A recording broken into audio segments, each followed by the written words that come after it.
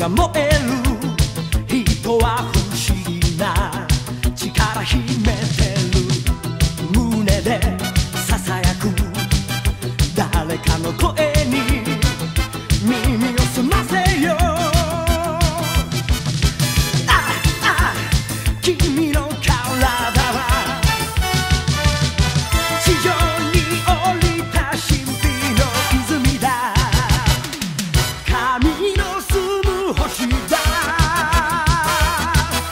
キキオーラパワー鍛え上げろよオーラパワーキキオーラパワー見せてやるんだオーラパワー戦う君は美しい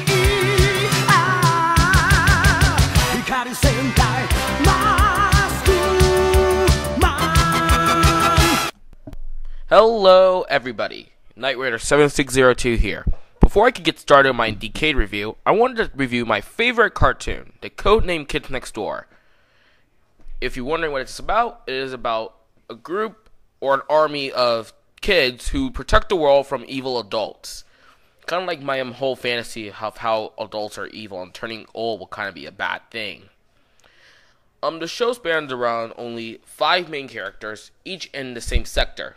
Number 1, 2, 3, 4, and 5. There are 5 characters, or 5 kids for each sector. And this sector is basically called Sector V. Sector V. Now, the show actually has a prominent good things and a prominent number of bad things. In part 2, I will kind of explain the bad and good about it. But, yeah, I mean, talking about the characters kind of will take a while for me to explain them all. If I want to go over all my favorite characters, and my favorite, but, you know, you can't talk about your favorites and not include characters in the line. Now, I do like the show. It's pretty amazing. Hate to see it go. I'm also going to, while I'm here, while I'm in the intro, I also wanted to say I am going to do the movie, and I am going to do, what's it called, the crossover with Billy and Mandy. Yes, there was a crossover. I just finished watching it today, when I was just doing my research. So, without further ado, we're going to go over the characters, and let's see what makes them good. We got number 1, Nigel Uno. He's pretty much the leader, and he's bald, but there is a hint that he had hair. There is some kind of whole thing where he does have hair. We figure out he might have had hair, but he lost it somehow. But he's pretty much the leader, and he's often pretty amazing at times. Other times he does get his butt handed to him. A few episodes I do like with him is one of my favorite quotes from him is when Kree attacks the treehouse, and I guess she was looking for something, and she winds up saying like, "Oh, even though I have to turn this thing upside down myself to do it." I just like his quote. He just goes, "Oh, really? Just try it." Gets flattened by the treehouse being on top of him. He's pretty cool though. But of course, behind every leader is every second in command, third, fourth, fifth person, what have you. Enter number 2. He's pretty much the technician of the group, and he's pretty much like the ace pilot kind of thing. You can see by the goggles, and he's also sometimes a private detective. One of my favorite episodes happened to be the one where they use I've forgotten the food. I think it's some kind of food, macaroni and cheese, and they use the crumbs on top of it was the pink eye that people got. Like, oh my god, pink eye. Pink eye, you're eating pink eye crumbs. That's what I think every time I eat macaroni and cheese with that stuff on it. But he's pretty cool. He's an ace pilot, and he has a younger brother, which I actually will get into talking about, because I want to talk about his brother, because he's pretty cool too. But we have number 3, the technician. Fun fact about number 3. Her person, I forgot her name, she actually plays Amy Wong in Futurama. For those of you who know or don't know about that. Well, like I said, number 3 is the group technician, not really. She's the medic, and she's in love with rainbow monkeys. Rainbow monkeys, also very round and super chunky. And we might we have hints that she's attracted to a character in the show. Which one? You may never know. Okay, now we gotta talk about I am number 4. The one on the bottom. The blonde guy. He's the, okay, I know they're both blonde. He's pretty much the group combat specialist and the dumbest one of them all. He's the dumbest guy of them all. He can't swim. Well, hey, not a lot of us can swim. But he's the idiot of the month. But I do like him sometimes. He's one of my favorite characters sometimes. But we also do hint that he might have feelings for number 3. Maybe. Do we know? No. Or yes. He may never know. He has a younger brother, but he's a baby, so he's not a Kids Next Door member. Yet. Then we got number 5. The most chill person of the entire group. Now, there was something that she was the leader of Sector V before number 1 came in. And I just realized I just forgotten to tell you the names of the other characters. Wally's number 4. Nigel's number 1. Cookie's number 3. And Hoagie's number 2. Like, going back to number 5, she's the most chill. Something happened to her that she will never regret, which I think is the reason why number 1 is bald. If anybody knows that, please put in the comment section what happened. Then we got number 86, the fiery redhead person who hates boys. And the quote, "You're just like my stupid brother, always goofing off." And that is the worst Scottish/Irish accent I have ever done in my life.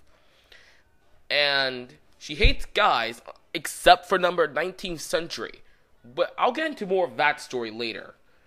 She does make out with one guy in the entire series, but winds up beating the shit out of him afterwards. Yeah, the guy got the shit kicked out of him. Hey, give the guy some slack. He's in the 21st century. He's missing, he was gone for 2 centuries, so cut him some slack. And her father, okay, kind of an oddball. So was number 3's. Oddball. Then we got number 362. 2 numbers off from being 360. But she is the supreme commander of the Kids Next Door. And her freaking weapon is Beast. The yield sign and a boxing glove tied around on the bottom. You have to admit, that's fucking Beast. Plus the outfit, plus the helmet makes it look like Shogunette. And she has a close relationship with number 1. Is this a couple? We don't know. But she's pretty cool. She's not mostly the leaderish type. She's leaderish, but she shows her weaknesses sometimes, like her sadness, her pain. She's pretty much stressed because she's the leader. Let's get into some minor characters, though, like Lizzie. Her first appearance made the fanbase hate her entirely. Why? She was one of those people who gushed over the main character. Being that be number 1. She gushed over Nigel completely. She's like, oh my gosh, he's so cool and awesome and everything. I mean, there was one episode where she goes as far as to be number 1. Literally dress up in his clothing and get to mission specs or something. I don't know what happened, but it was just freaking stupid funny. But she had brainwashed number 1 before, and I think she's planning to take it slow.